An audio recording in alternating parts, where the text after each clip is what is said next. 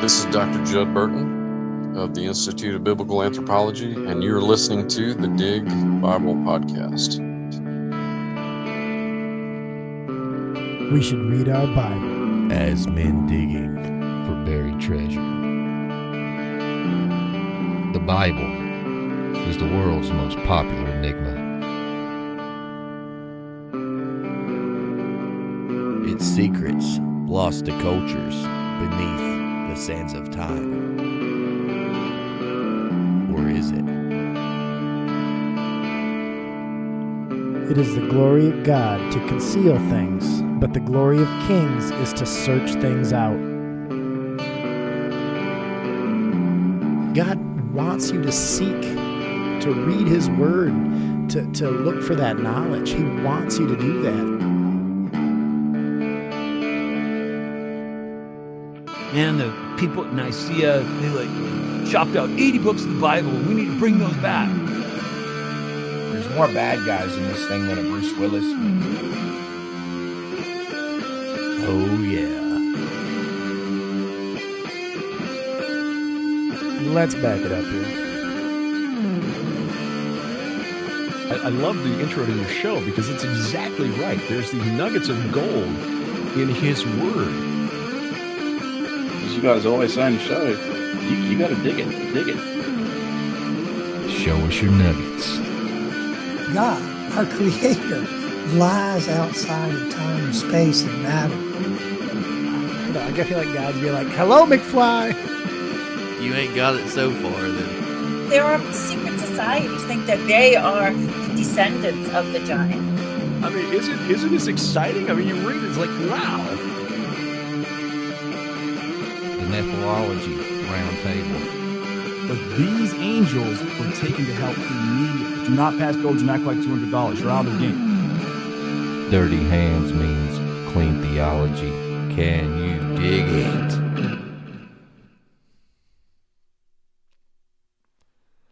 What's going on, all my local guys and gals and long distance pals? We're back. Yes, we are. Yes, we are. Yeah. We got a treat for you today. Yeah. Well, being we recorded 2 episodes today, being made fun of your hair, and we threatened him with a bear, and then he left. But we ain't going to waste any time today. I'm excited for this one. Mm-hmm. Like we talked about before the show, this is somebody that me and you both have lived vicariously through. Mm-hmm, definitely. I'm excited about it. Oh, yeah. So go ahead and open up in prayer, and we'll get started. All right. Dear Lord, thank you for everything you've given us. Thank you for the blessings that we have, for all the gifts you continue to give. Thank you for letting us have your word and be able to dive into it. Help us find truth through everything we do and continue to help us reach that one person that needs to hear you, Lord. In your name we pray, amen. Amen. Well, the guest that we have with you today has got a very cool nickname. They call him the Maverick. The Maverick. So Maverick, introduce yourself and let our listeners know who you are. Hey, guys. Thanks for having me on the program with you. My nickname is Maverick. Some people call me the Maverick Archeologist. You know, I'm just a guy that goes into the field and I investigate, excavate, and I just love it. I love getting dirty and getting in the dirt and uncovering the past. So you like digging too? I do, but it kind of depends on what kind of digging I'm doing now these days. But it's a lot of fun to, uncover the ancient ruins, ancient past, the beauty of archaeology. It's a gift under the sands of time waiting to be revealed. So before we get too far in here, this is Aaron Judkins, the man, the myth, the legend. What I love, and I want to just start out with this just a little bit before we get any further, is you're a biblical archaeologist, and I find that just awesome because it's something that, and it's one of those things that I always say is that, if I could go anywhere in the world, everybody says, oh, I'd love to go to Hawaii. I'd love to go to the Maldives. I'd love to go to, no, I'd love to go to Israel. I'd love to go to Egypt. I want to see things that I can see in the Bible. I can put my hands on. I can see the proof. And you get to do those things in the field, not only in that regard, but you also, and we'll get into it in a little bit, but I just absolutely love the Glen Rose, Texas, the Paluxy River, the Turnage Trail, and I think you even have one named after yourself. Yeah, that's right. Of those of the dinosaur tracks and things that you found. I mean, there's so many cool things that you've been able to be a part of being a biblical archaeologist. And let us know kind of how you got into that. Well, this started when I moved to Glen Rose, Texas, and I just being involved in a student of history and wanting to learn more. I try to learn about where I'm at. So I want to know about the history of that particular place, and so we had made a trip the year before, not realizing I was going to be moving there the following year, but it worked out that we did. And so I had visited a local museum in Glen Rose called the Creation Evidence Museum, and that museum at the time was in a single wide trailer house that was converted to a museum. And we had gone to see the dinosaur tracks at the state park, and we passed right by the museum. It said Creation Evidence Museum. Well, I had never heard of anything like that. So we pulled in to that museum, and Dr. Carl Ball, the founder and director of the Creation Evidence Museum, it was on a Saturday because he was there at the museum giving a lecture. And I had just never heard of anything like this. And so it turns out that when we moved to the local area, I just went back and they couldn't get rid of me. So I basically said, hey, I'd like to volunteer my time, be involved with this ministry. And from that point on, I really began to get answers for the first time that even as a Christian, I wasn't aware of. Like, what do you do with the dinosaurs? When you're young, they teach you that dinosaurs existed millions of years ago. And according to the theory of evolution, if you want to, get into that, there's, 65 million years of time separating man and dinosaur. Well, this all blew my mind. And I just had no idea that there was actual evidence that backed up our faith, what we believed in the realm of science, and the empirical evidence was there. And so for the first time, really, I got answers to a lot of the questions I was never taught. And that's because a lot of these subjects aren't taught in church because they don't really know, they don't get into the Genesis 6, accounts of the fallen angels and the giants and the Nephilim, dinosaurs. And so all this, I began to soak all this up. And so over the course of the next decade, I just was a student in the Bible and in creation specifically. And I realized that there is solid evidence in what I call all the ologies and all the fields of science that backed up our faith. And the Bible had basically laid this out. Now, we know the Bible doesn't get into detail about the specifics, but it gives us a general concept of what happened in the past. And so when we look at the remaining evidence of this catastrophe that happened, we see that the Bible was very clear about a global deluge. And so this all started begin to fall into place for me, answering questions about the dinosaurs and the fossil record, the geological column. And so that's really how I got into that. And then I was invited to go on a dinosaur dig, and there were some folks from NASA was going to be attending this dig in a not in a formal sense, but they were part of the group on the team that year. And then a couple of years, I started attending these excavations. Also in Glen Rose, they would have an annual, or back in those days, we were, I think, doing twice a year, but we would have these excavations out there along the Paluxy, excavating for new dinosaur tracks. And then in 2004, I got invited to go to Israel, where we were the first team to excavate the pool of Siloam. And this is the pool where Jesus healed the blind man in the ancient city of David in what is called Ir David. And so all this really, over the course of those early years, I just was an absolute student of learning, anywhere from the biblical creation to biblical archaeology.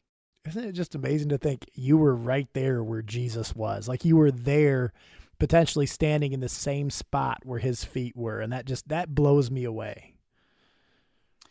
Well, to be invited to go on that particular dig in 2004, that was not an actual archaeological site. They were digging for a sewer line, and they found these huge foundation stones, and so that project was stopped until they can investigate further. And some of the Israeli archaeologists, Ronnie Reich, and there's another one, I'll think of his name here in a minute.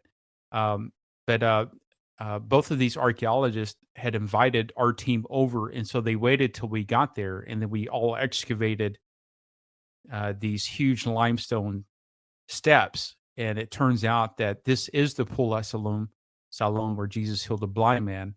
And you can actually go into this area today and see where these steps lead. It leads down into where the pool used to be, and it's huge. It's not just like a little thing that we would think of. It was a huge area, and then these steps actually led up to the temple. So you would go down into the Pool of Siloam, you change garments, and you go down in that pool, and then you would,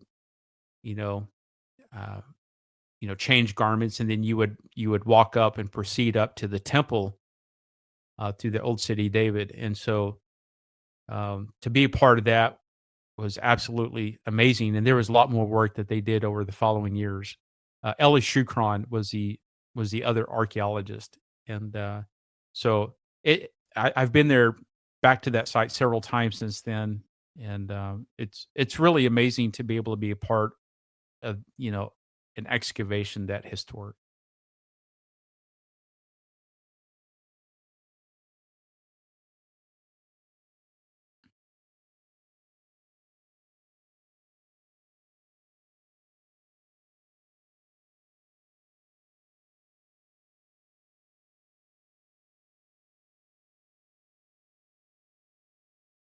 So this is back in the end of 2016, the early part of 2017, January. It takes a lot to get permission to have an excavation in Israel. Usually, the average waiting time is 5 years to get a permit. Even if you don't even know if you're going to get granted this permit, you have to have, an on-site Israeli archaeologist. There's a lot of things that have to happen to make that possible. But it turns out that, after 60 years of no excavations in Qumran, this is an area near the Dead Sea, what the Bible calls the wilderness, where John the Baptist hung out. This is an area that is very dry. There's really no trees or natural water source there. It's a very difficult area to live in, because of just there's really no, it's all rock. There's a lot of rock and a lot of hill, but very little trees, very little shade, and there's really no grass. And so this is an area that the Bible says that John the Baptist had gone into the wilderness, And so this particular area in Qumran. This is where they found the Dead Sea Scrolls initially in these caves, what they call the Northern Engedi.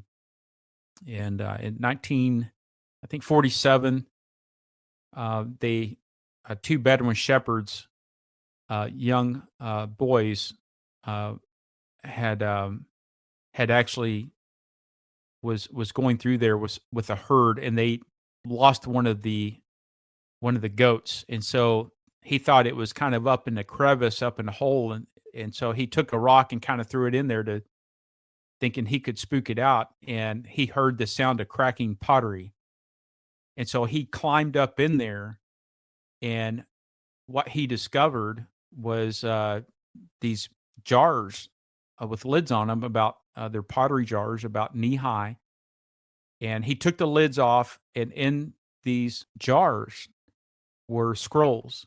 They didn't really understand the nature or the significance or the value of these scrolls, and so they took the scrolls out, and a pot's valuable to them, so they took the pot. They did take some of the scrolls and they hung it up on their tent poles. And this is an area this is caves 1 through 11, where the Dead Sea Scroll corpus was found, mainly out of cave 4, but the temple scroll, the copper scroll, all these were found in this area, in this group of caves labeled 1 through 11. Well, in January 2017, since Roland DeVoe was there excavating, there's been no other further excavations. There's hundreds of caves in this part of the Northern Engedi.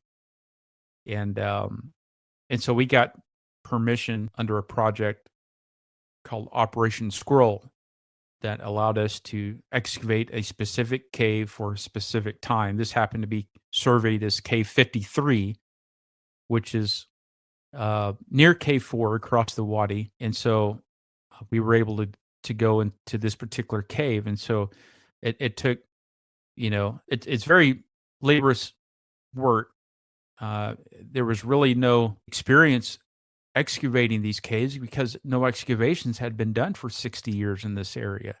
There was one cave that was, I think, in the southern Engedi that's not related to the Dead Sea Scrolls, but they were in an excavation in one of the southern caves. The men that I think there was probably some Bedouin, some Israeli that were excavating that were on the team, and they were very concerned about the stability of the cave, and they refused to go in. And the archaeologist who was in charge of that dig, and I'm sorry, I can't remember his name, he went into that cave to show them, hey, it's okay, there's nothing going to happen. And that cave collapsed in on him, and it killed him. So this is new territory for all of us to be able to go into a cave, and it's dangerous work. So this particular cave ended up, after weeks of work digging out this cave, we realized there was an artificial tunnel cut to the back of this cave.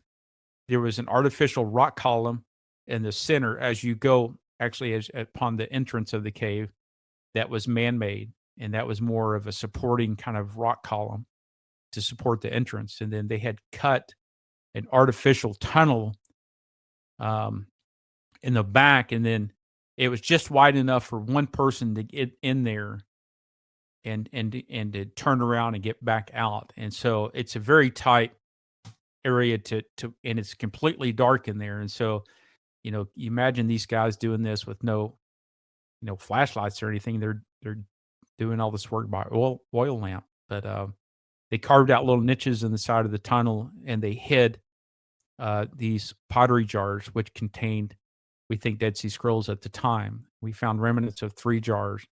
And then the left part of the cave, there was a room that was in existence at that time, and that left side of the cave, that room had collapsed all the way down to the floor. We didn't realize it was a room, and that's where one of the smaller scrolls was found, actually by one of the archaeologists on the team. Now, this particular scroll was small. It did not have writing on it, but it was the first scroll roll up inside of a scroll jar that was found in archaeology. All the other caves, 1 through 11, well, he only got to 4 of them. The other 6 were raided by the Bedouins, and so there was no documentation of the scrolls that could be done in time inside the scroll jar. So this was the first cave since that time that was actually done. Now, it was not the large scroll. As I said, it was a smaller scroll. And then we found a second one that was a papyrus. And it was kind of folded up in an accordion shape. And to our knowledge, there was no writing on that either. But this cave certainly had remnants of all the material culture that you would expect in a Dead Sea Scroll cave. The first 11 caves showed that there was, thousands and thousands of fragments. Some books completely intact. The Scroll of Isaiah was completely intact. They call it the Great Scroll of Isaiah. Completely intact. Genesis, Exodus, multiple copies of Psalms, etc. So, and then some of those scrolls were non-biblical, having to do with the community rule of, we think, the Assyrians who lived there and wrote the scrolls. And so there was a lot that was found in that area, but this particular cave made international news. It was such a big thing that they called in the Dead Sea Cave expert and the Dead Sea Scroll experts, and they all came, and a lot more people started to show up to the site. And so, and as you know, it's pretty sensitive in that part of the world, and so there was a lot of things happening, but particular cave is going to go into the history books and renamed Q12, which is Cave 12. So I was really blessed and honored to be a part of that with Dr. Randall Price and Liberty University in conjunction with Hebrew University. And you documented these pretty well on your website. You have a book with all your journal entries, and there's even a documentary. Is that right? Yeah, that's right. Yeah, I have several journals that I made public. These are my field notes essentially, and kind of what the behind the scenes every day I would journal. This is something that most archaeologists will journal what they did for the day, what they found, where they found it, etc. A lot of that that I put in the journal is just my personal notes. And so most of the things that had relation to behind the scenes, look into the day-to-day activities. And then we basically made a 90-minute film with a friend of mine who I couldn't even get on the site. It was so secured. But the very last day he met me, and then I did some filming from the site on the last day and interviewed a couple of people like Dr. Randall Price and some other key people there. And then we'd take you on a journey called Qumran to Petra. Yeah, that was awesome. Yeah, you shared that on our community page. Yeah, just a couple of guys, taking you on these ancient sites. We go to Masada and then over into Jordan to Petra and take you all through there. So I do want to jump ship to a different, no pun intended, to a different subject, but you have been involved in an expedition kind of looking for Noah's Ark. And I find that fascinating.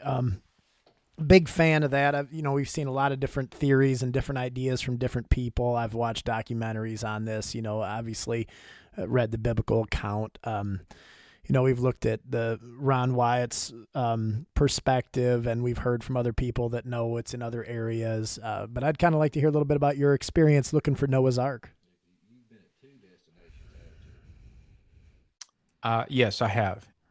In relation to Noah's Ark. There's actually multiple candidates for this site. Kind of depends on who you're talking to at the time, because everyone's, involved in this research. There's other people in this field, such as Ron Wyatt was back in the 80s and 90s before he passed away, that he was convinced that the Ark was located at what they call the Derupinar site. This is a site about 30 miles away from Mount Ararat, which is also called Greater Ararat, across the valley there, about 30 miles.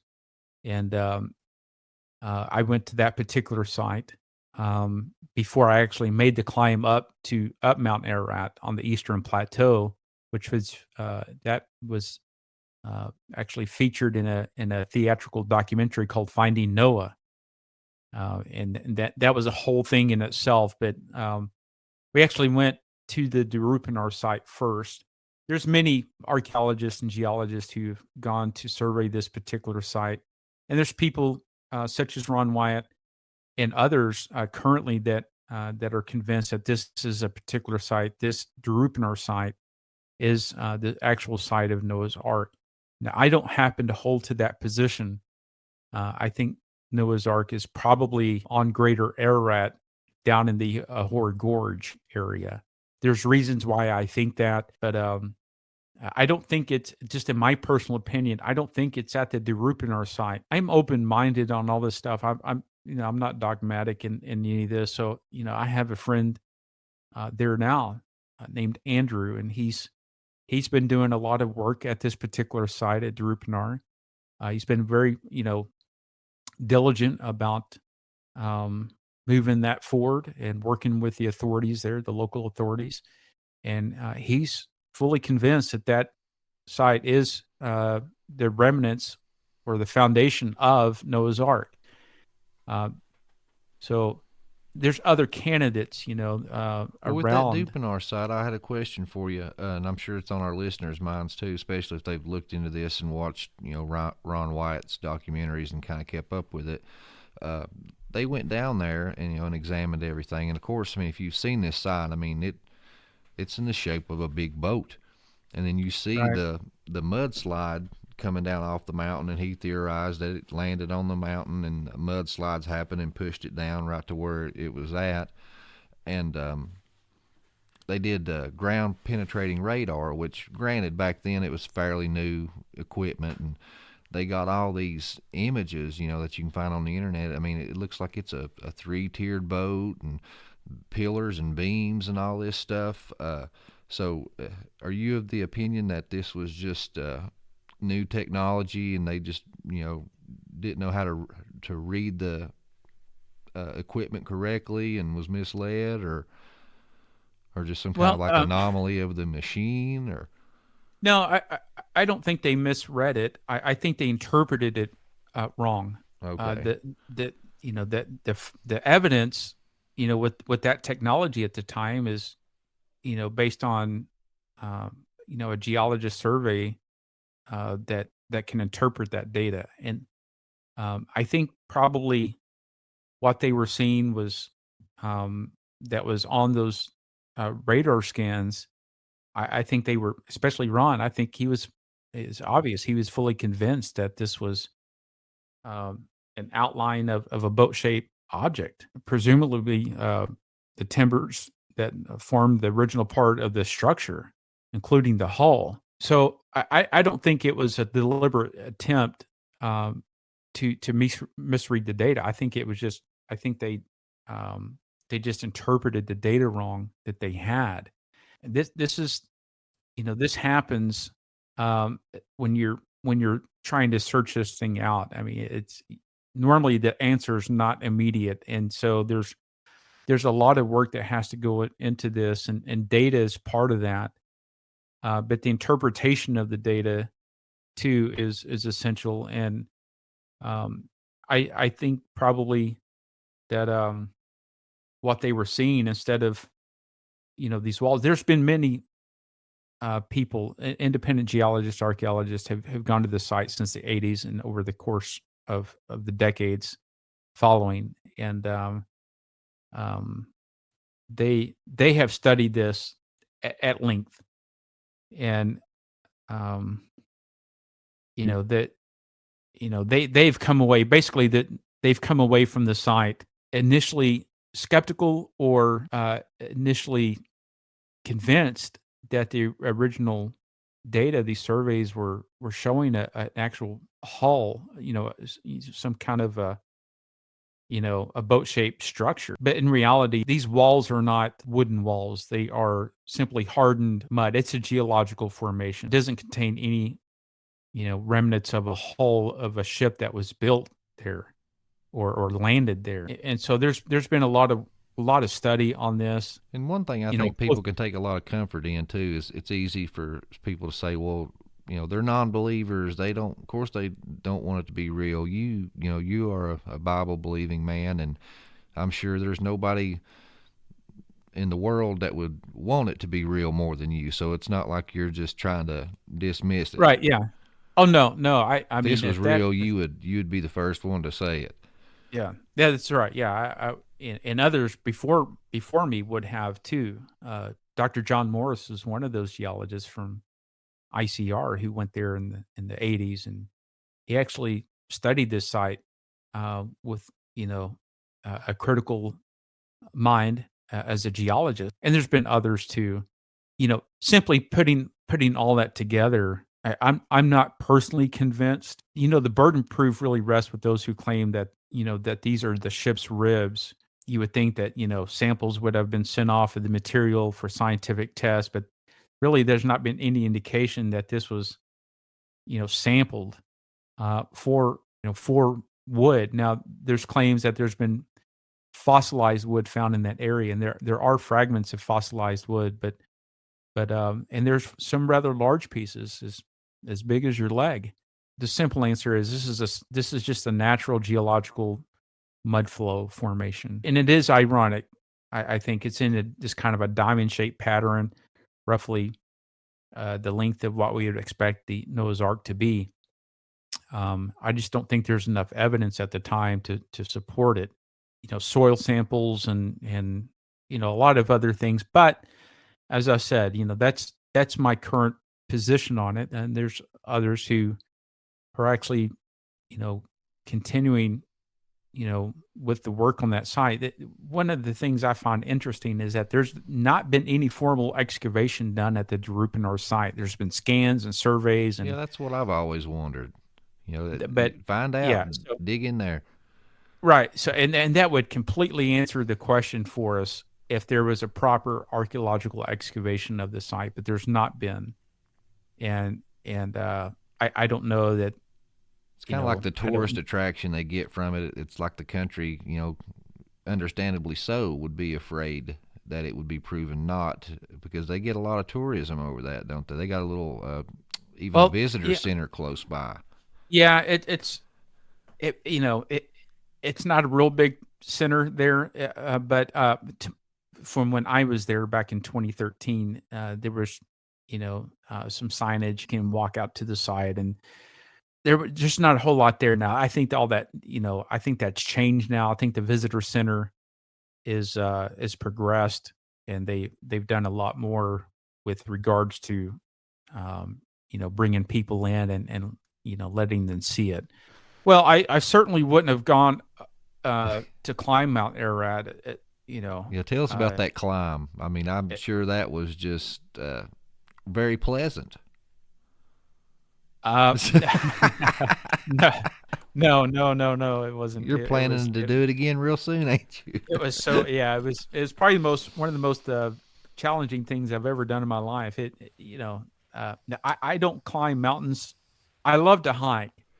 But this is beyond hiking. This is a very difficult climb, especially the last 3,000 feet is very hard, and I trained for months to climb this particular mountain, and anyone who's seen the film Finding Nemo, I think it's available on Amazon Prime for free. I've got DVDs if people are interested in that I can send out.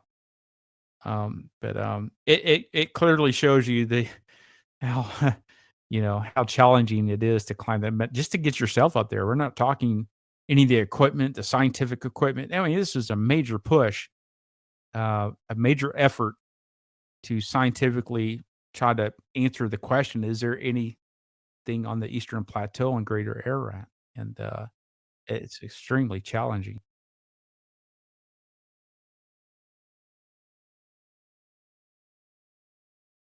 It was miserable. The first 3 days I was up there, it was really miserable. We basically, as soon as I got up there, we basically was in whiteout conditions, with winds, that were extremely, I don't even know how high they were, but the Kurds had put up an emergency, well, they had put up a supply tent, a small supply tent up there, and, they had a tent, but when I got up there, I couldn't even put my own tent up. I basically had to throw everything out of the supply tent and basically dive in the emergency tent, for the remainder of the night because uh, for the day, and that it was pretty rough conditions up there, and that's the way it was for about 3 days. You know, um, it's challenging to say the least, but, there was one particular day, the weather calmed down and the sun came out, and it was absolutely just beautiful. You could see completely, um, around. It was, you can see into to Iran, and, if you were on the northwest side of the mountain, you could see into Armenia, and, obviously you could, see into Turkey. It was astounding because the clouds are below you, and, but it was just, this particular day was very clear, and, yeah, it was amazing thing. I'm very glad I didn't give up. That I continued, to finish out what I was, the job that I was set out to do, and that is to try to, independently verify if some kind of superstructure was on the Eastern Plateau and Greater Ararat. So a lot of effort, as a team went into this, and there's a lot of things, that have to happen right to make this happen.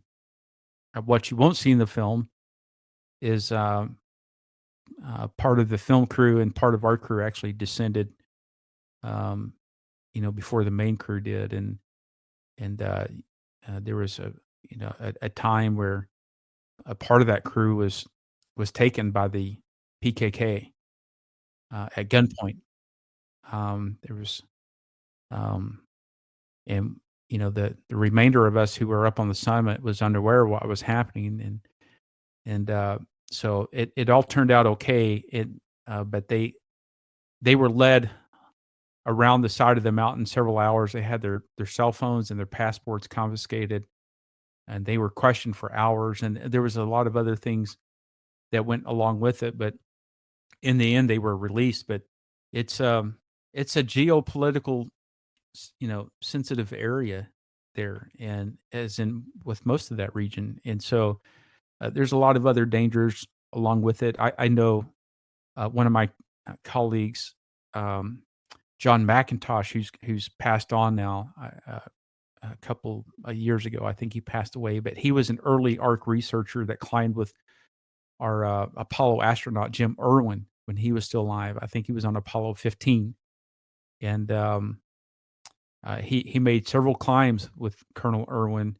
But now I didn't climb with him in 2013. He was already too old to climb at that point. But, I had visited with him many times, and Colonel Irwin nearly died on one of his climbs on the mountain.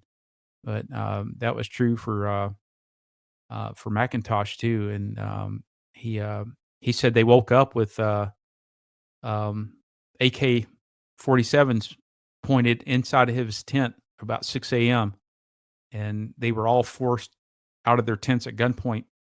They basically had their cameras and their boots and their shoes all put into the pile, and they burned them, and they lined them up against the wall, and did several mock executions, um, as if they were going to execute them, and they just said, "Well, this is it," and uh, so it's you know Dr. John Morris, he was climbing with a team of 3, and they were struck.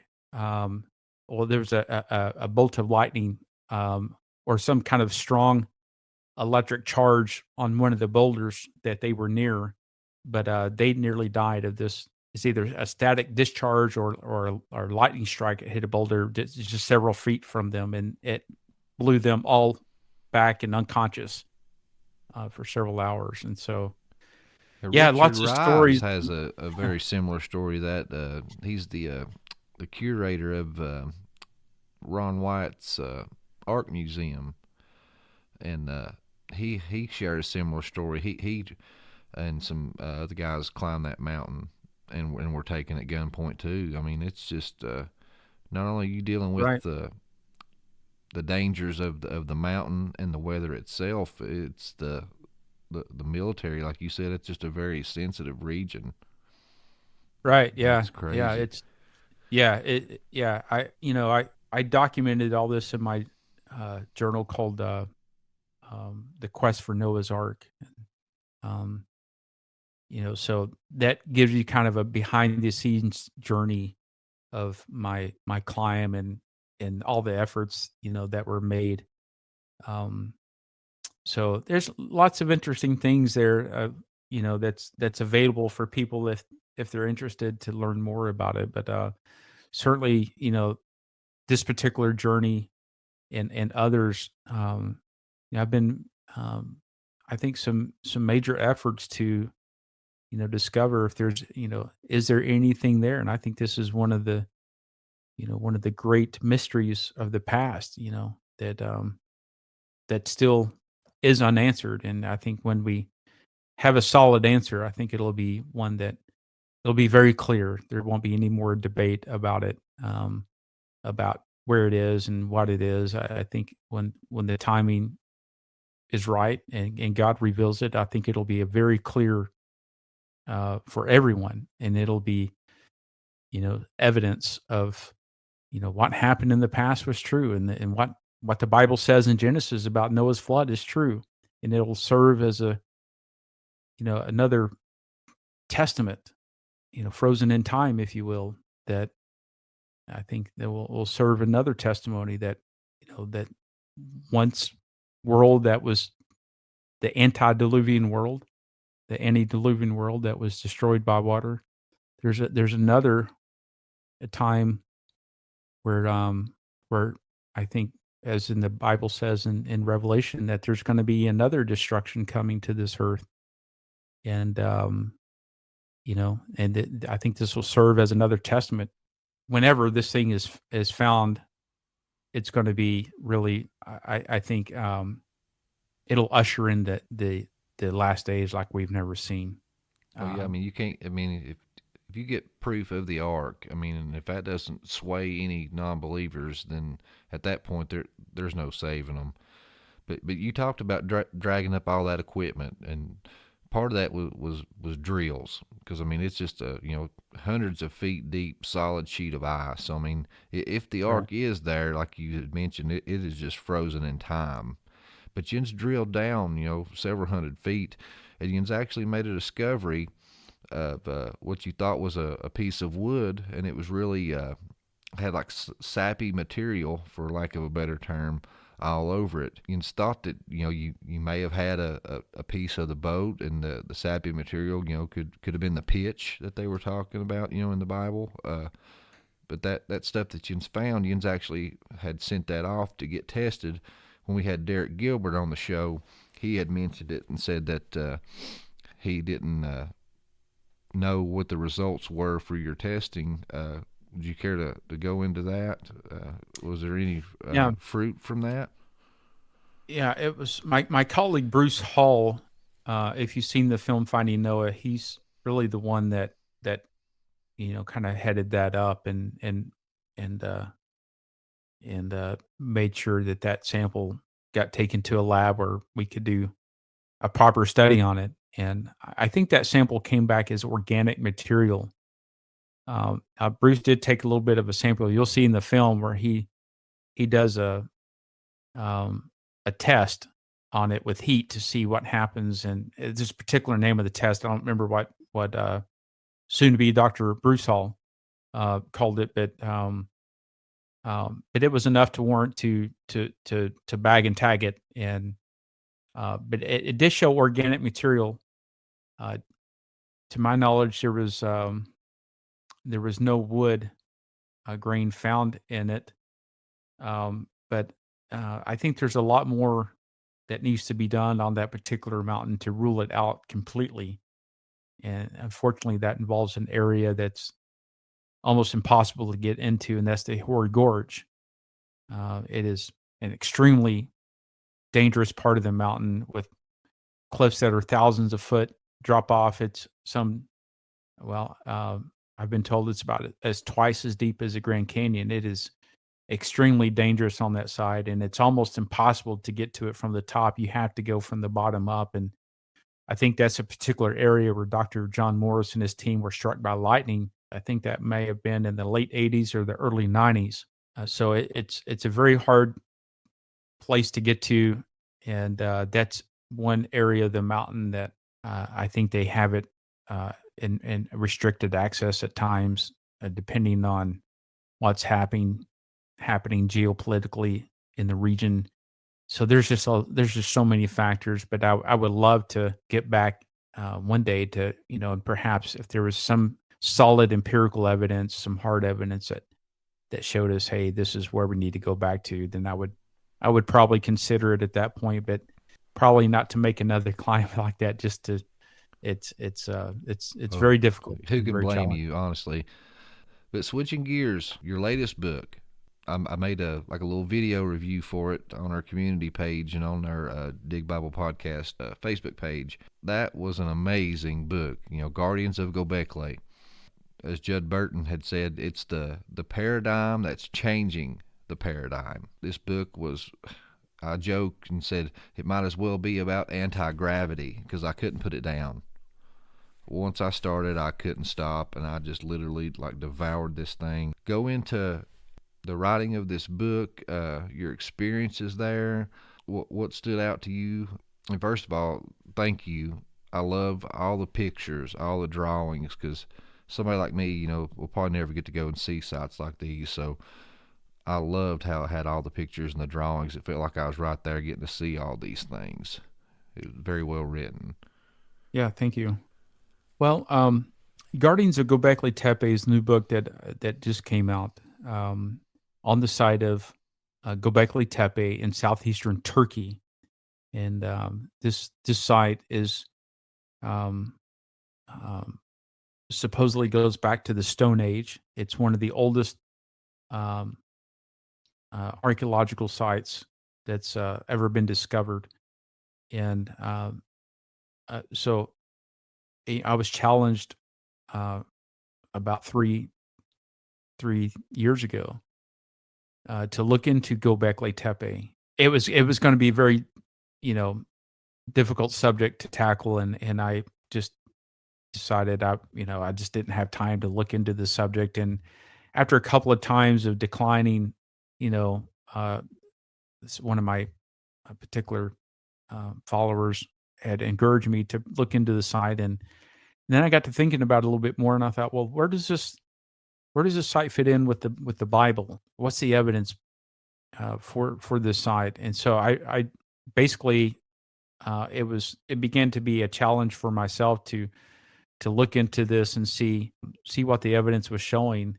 And so I wanted to give an answer to Gobekli Tepe that hadn't been done before, and that is a biblical answer to where Gobekli Tepe fit into the Old Testament. And so my biblical archaeology mind began to wonder, well, where does this actually fit into the timeline of the Bible? Because these people were descendants of Adam, and they were, they came through history at some point, through the Bible. How did that, what does that look like? And so, I began to research the site, and that's when I decided there's a lot more here that needs to be looked at. And as you said earlier, Dr. Judd Burton, one of my colleagues, had described it as a paradigm that's changing the paradigm, because this is a site that completely turns the evidence of the archaeological record upside down. The things that are being discovered at Gobekli Tepe is completely the opposite of what they've told us is how things, according to a cultural evolution, should have happened. The evidence is revealing the very opposite at Gobekli Tepe. That agriculture in the sedentary life and the community, and then religion came. Göbekli Tepe is showing us that religious ideology came first, and then agriculture, and then communities and cities and people coming together, not as a result of agriculture, but as a result of religion. And so this really gets into this site that that was so mysterious and intriguing that that I really wanted to get some answers about what Göbekli Tepe was, because after all, this is a Stone Age people that can't, they can't really, form into these organized large communities and a division of labor. And yeah, they're big dummies that grunt and carry clubs, if we believe what science tells us. Right, and start fires. This is completely the opposite. We're seeing an organization of labor, a division of labor. We're seeing these megalithic stone structures that are built in an area that I think is very close to where, it's not too far from Mount Ararat, as we talked about, just several hundred miles from that particular site. I think it's very close to where the Garden of Eden probably was. And this is in the area of the Fertile Crescent. I think this is where the birth of humanity sprang from, not an out of Africa theory. And so because of that, there was so much in here that I just began to, over the next 2.5 years, just threw everything that I knew to throw at it to answer a question, who are the people at Göbekli Tepe? What were they doing there? Why were they there? And then I began to understand that there was, something even greater going on at this site that was changing our perception of human origins. And Yins have even found plaster at the site. Well, and that's what's, one of the... That's mind-blowing. Yeah, see, this is all little things that I began to discover. There's emerging information and data that's coming forth. There's some that's so new they just came out. They've held on to it for 5 years, and they're just now releasing it. And I got it in the book. That it's brand new information that just came out, and so this is some of the. Now it's not, it's not an all-inclusive report, but what it will do is it'll give you a solid understanding of this area called Göbekli Tepe, and where does it fit into the timeline of the Old Testament, and who are these people?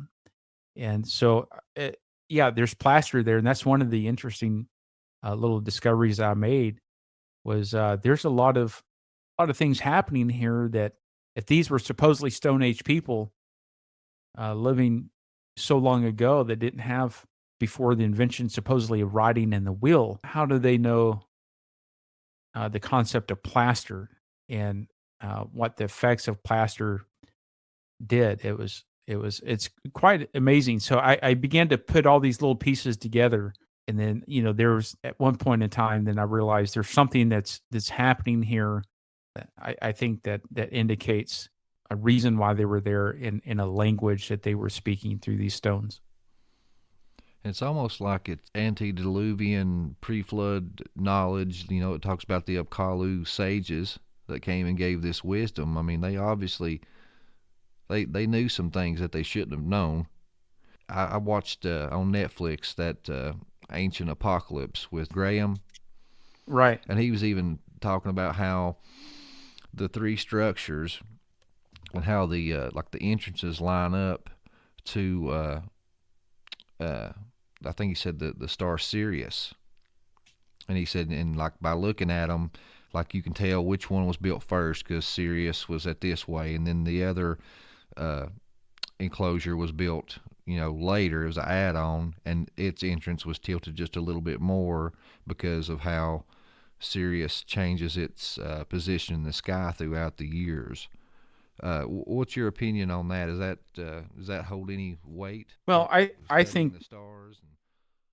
yeah, I think so. I think there's a good chance that there could be alignments with the enclosures at Göbekli Tepe with astronomy. I actually talk about this in one of the chapters of the book, that I think it's pointing to the Taurus constellation and the Orion constellation. Now, Sirius is also called the Dog Star, and this is very close to those constellations. Um, I think it makes sense when you're looking at what these constellations mean, because these people were basically came together as a result of a religious ideology. So I think there's a very very good chance that it's aligned or at least associated with these constellations. I specifically talk about these constellations of Taurus and Orion. Well, going into that, it's a good segue. You see a lot of these, T-shaped pillars that go back, and especially like in the center. In the center, there's two inside of each enclosure, and they're significantly larger than the others. But if you don't pay close attention, you'll miss it. But it's like, in your pictures and stuff inside the book, it shows clearly that these are like depictions of people.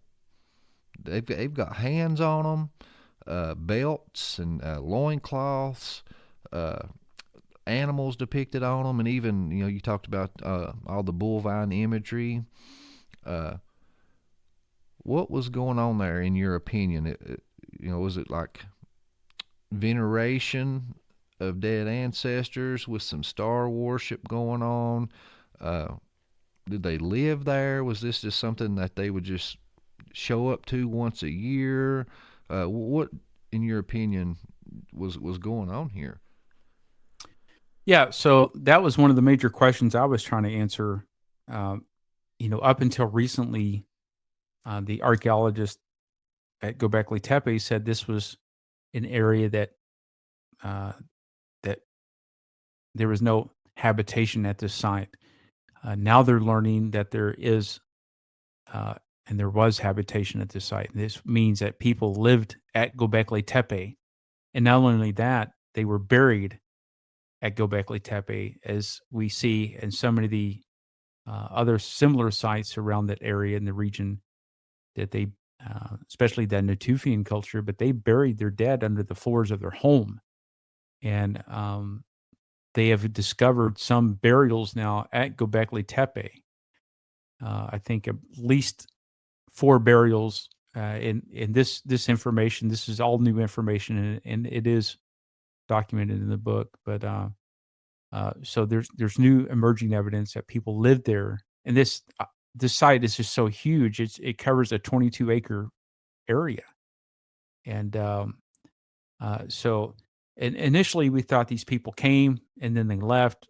Now the evidence is showing that they actually lived at this site. It was inhabited, and probably these enclosures and this these different areas were set aside for different purposes and different reasons. Perhaps some of the rectangular structures that's adjacent to the enclosures were living quarters. Then the round enclosures themselves were considered sacred space. As you said, there's 2 central anthropomorphic images that are 18.5 foot tall. Some say up to 20 foot tall, but they're faceless stone T columns. No face, but they have arms and hands wrapping around the front, with wearing these loincloths held up by a belt. And it's puzzling to see this in imagery with these zoomorphic animals that are depicted on the stones at Göbekli Tepe. Most of them show animals such as lions and foxes and serpents and scorpions and birds, vultures. There's bull imagery is is also found at Göbekli Tepe, and we see that the people of the Neolithic are called the people of the bull because they did worship this ancient animal called the auric, and it was a huge bull that took several men to bring down. These were giant animals, and so we see this auric imagery at Göbekli Tepe, and we see actually this imagery being worshipped around the region of Göbekli Tepe. So I think there's a tie between the auric bull imagery and the religious implications that come after Göbekli Tepe with the worship of the moon god seen. Now this comes later on, but I think there's a tie between these deities, perhaps one and the same. But definitely we see the imagery of a lunar deity and a bull deity at Göbekli Tepe. And a lot of the animals that you mentioned, to me, stand out, as constellations. There was the bird, the scorpion, the bull, just all these depictions, that are in the sky. Yeah. Now other researchers have done a lot of work into this zoomorphic imagery as being constellations. Andrew Collins being one of them. I reference Andrew Collins in the book. I think he's a very good researcher, and I matter of fact, I read his book on Göbekli Tepe. I reference it in the book. He's done a lot of. There's others too that's done work in this area that this zoomorphic imagery perhaps points to constellations or comet striking the Earth. I looked at it from a little bit different angle because that's already been done, and I think there's a good chance that may be correct. We just don't know for sure. I'm open to the possibility of it, that those images represents constellations because just like the ancient Egyptians and other cultures look to the stars, even the Mayans. I talk about these cultures, other cultures in the book because I wanted to give a wide swath and give you a good foundation to understanding Göbekli Tepe. And so I compare it with other ancient civilizations that had advanced knowledge. And one of these is astronomy. But, if you look at the four brightest stars in the zodiac, they're Regulus, Leo the lion, is Antares, in the eagle or the serpent holder, it's formaldehyde in Aquarius, the man, and then Aldebaran in Taurus, the bull. And so the zodiac, or the Mazzaroth as the Bible calls it, lays out these signs to match the four beasts, beginning from Virgo the virgin, ending with the sign of Leo the lion, the tribe of Judah. And so when you look at all that, especially the Taurus constellation, which is representative of the bull or the ox, all these four stars are arranged 3 signs apart in the 4 corners of the heavens. And so when you put that together, you realize this is the face of a cherubim.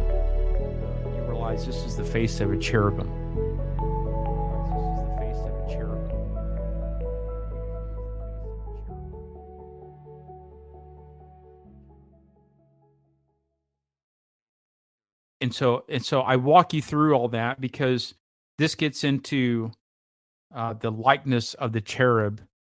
And I won't get into all the details here because I do that in the book. But I think this is a very interesting concept of why they were at Göbekli Tepe. They were living there. Obviously, this is along the ancient plains of Haran, where the wild wheat and emmer barley grew, and this is abundant, game. These wild giant auroch bulls that live there, gazelles. There's plenty of evidence that they were hunting, and they were. This is before agriculture, but they were at least harvesting these wild grains of the wheat and barley, and they would bring it back.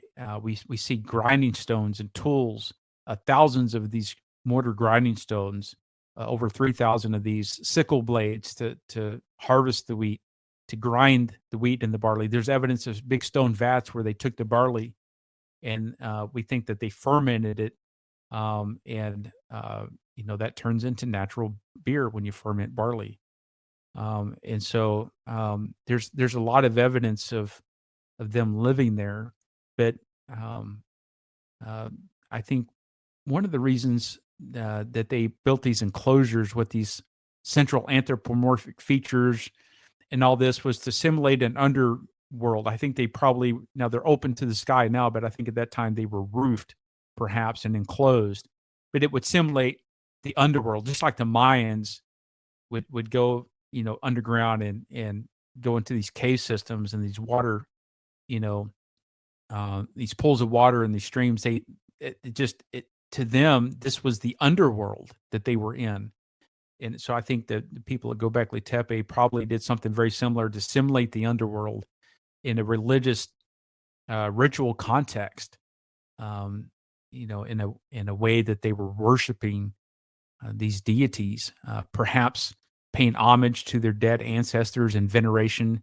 But there's evidence of libations at Göbekli Tepe, and I walk you through some of the enclosures that were excavated, where they found stone plates, limestone plates, and stone round vessels, even some with channel grooves where blood can probably flow down. And so I think these served as areas for libation offerings. And you mentioned plaster earlier. We see evidence of plaster, and we know the areas that are similar to Göbekli Tepe, in what they would consider sacred space for probably these ritual ceremonies, those floors were plastered with limestone. And they had two central anthropomorphic images, which represented people, specifically males in this case. And I think this is probably a representation of either their ancestors, which served as guardians to the gods, where it brought these guardians from the sky into like they were inviting them either up from the underworld or from the heavens above through a gate system. What's interesting is that I think these are what they were considered artistic motifs on the side of these pillars and stone columns, were not art at all. I think it is, there's a connection to the Luvian language. And I discussed that in the book, how I made that connection. Now there's been independent researchers that also have come out with this. One is, I'll think of his name in a minute. I've lost his name for a second. I think this is Luvian language. And the Luvians wrote, especially in stone monuments or stela monuments, they used a specific form of language. It's called Anatolian hieroglyphics, but more specifically Luvian hieroglyphics.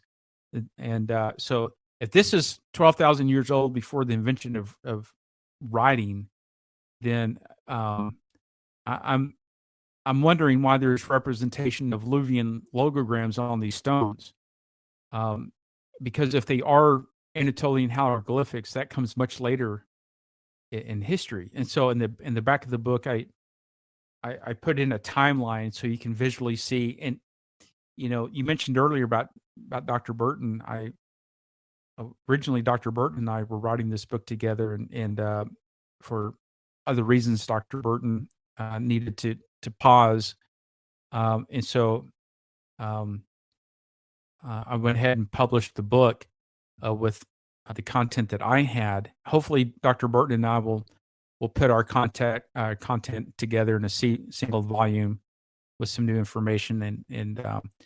But because of the time that went on in early 2019, 2020, 2021, with COVID hitting the world, that I had a lot more time to research this out a little bit further.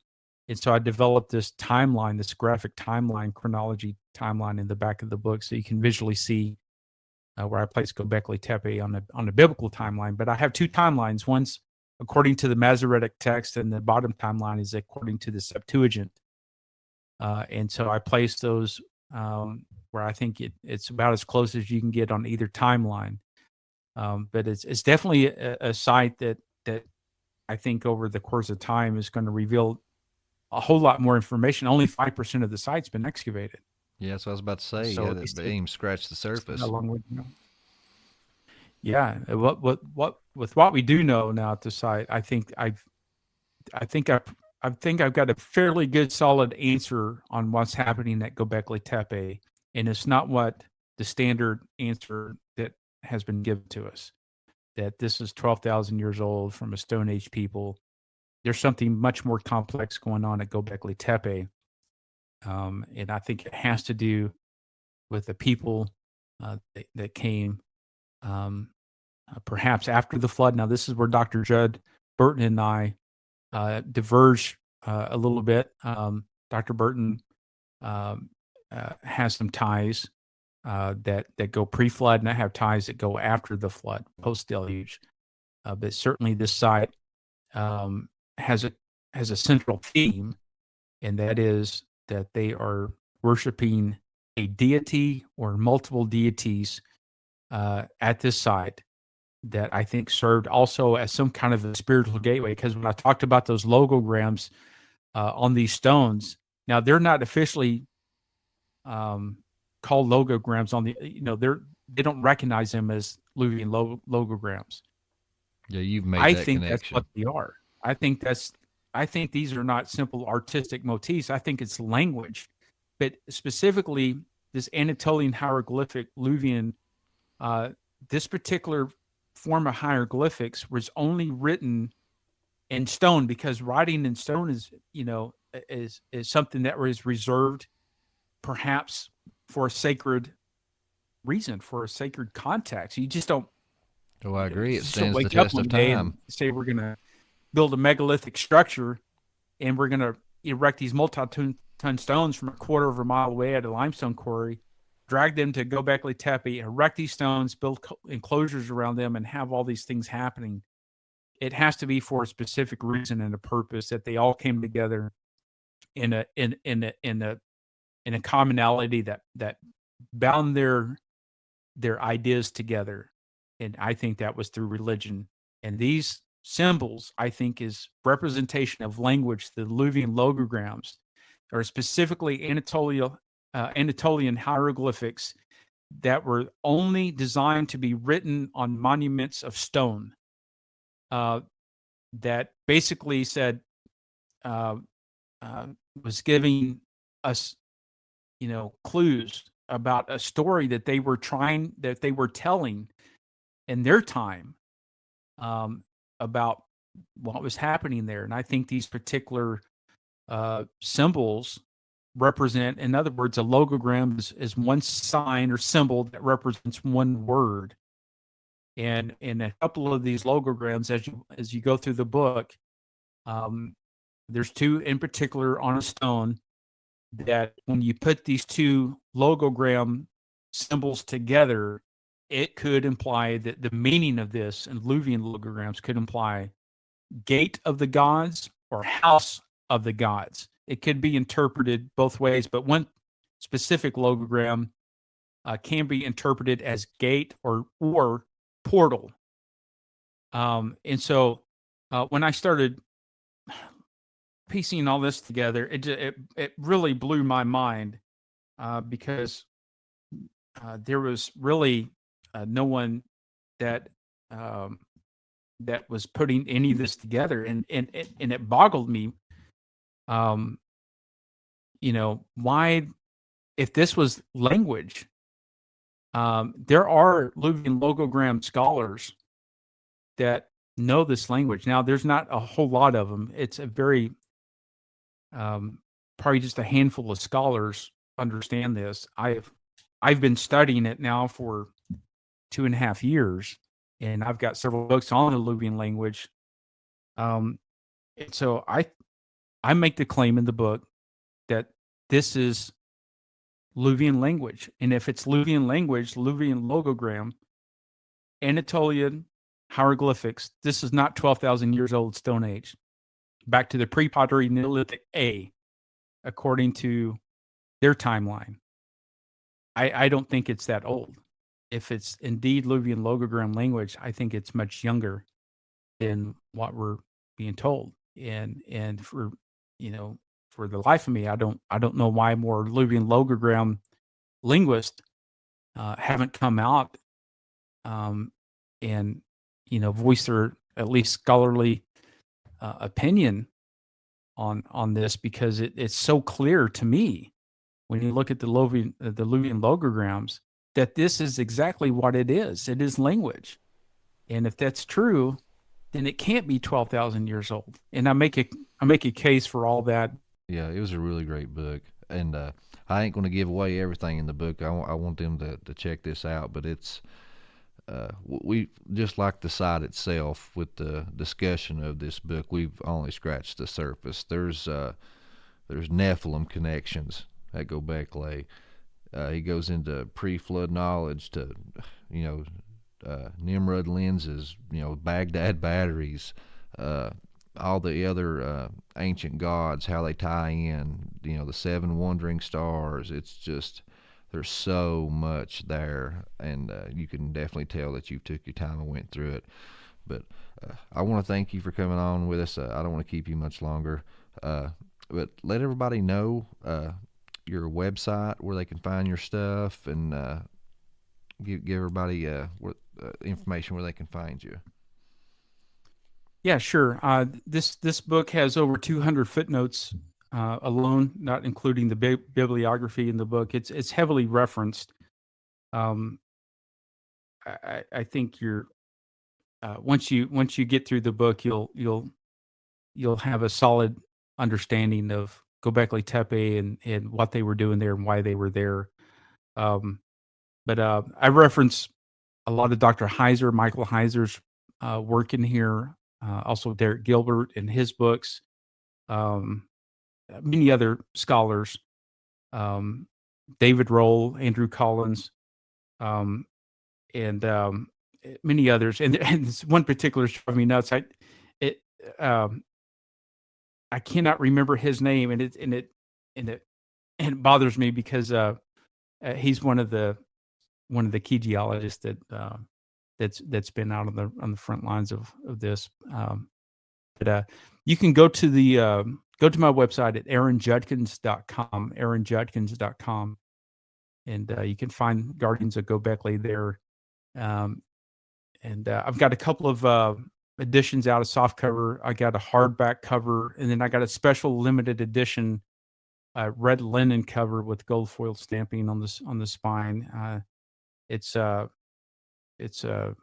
one of the finer editions of the book that's come out. It'll be a limited edition copy, but all those are available. Plus the journals we talked about earlier for the Quest for Noah's Ark, the Dead Sea Scrolls, Cave 12, and my Peru expedition. We didn't talk about the elongated skulls expedition I went on with L.A. Marzulli.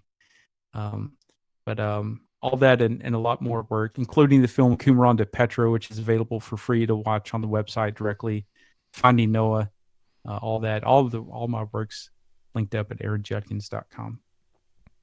Well, Aaron, I really appreciate you coming on, and hopefully we can have you on again in the future, and maybe we can get you and Judd on here together. We got Judd coming up next month to talk to us, but yeah, maybe we can get both of you guys in here and we can dig in on some subjects. I'd love to have both of you on.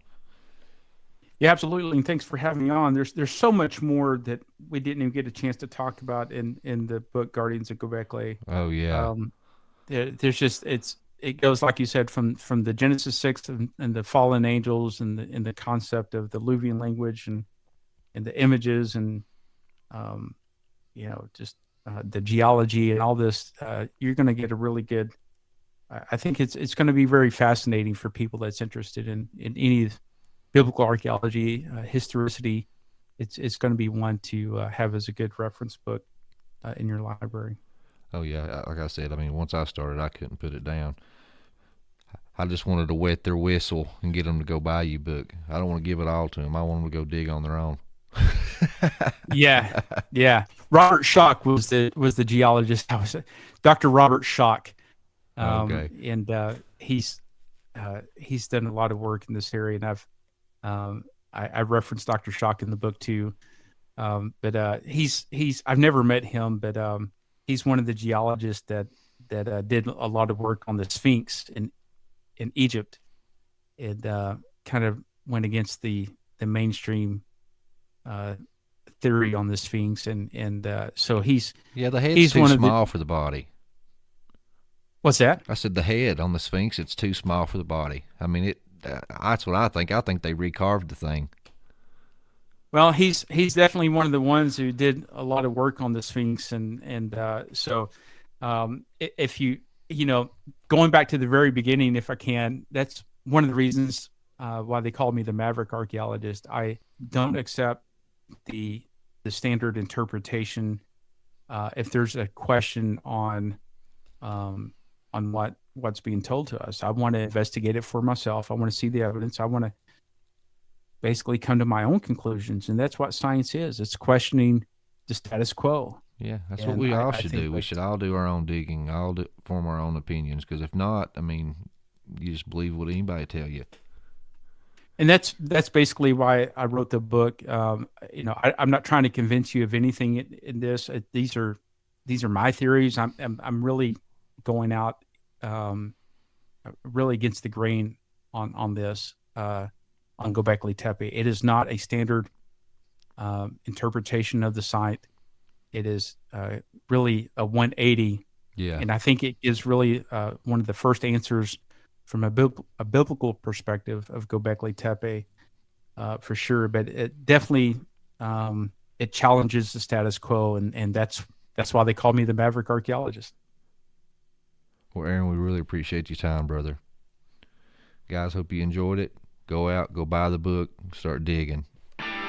We thank you for listening to the Dig Bible Podcast. Questions, comments, or future episode ideas? We'd love to hear from you at the dig423@gmail.com. If you enjoy our content, don't forget to share, subscribe, and check out our Facebook group at the Dig Podcast. Remember, you can't lean on a shovel and pray for a hole. You gotta dig.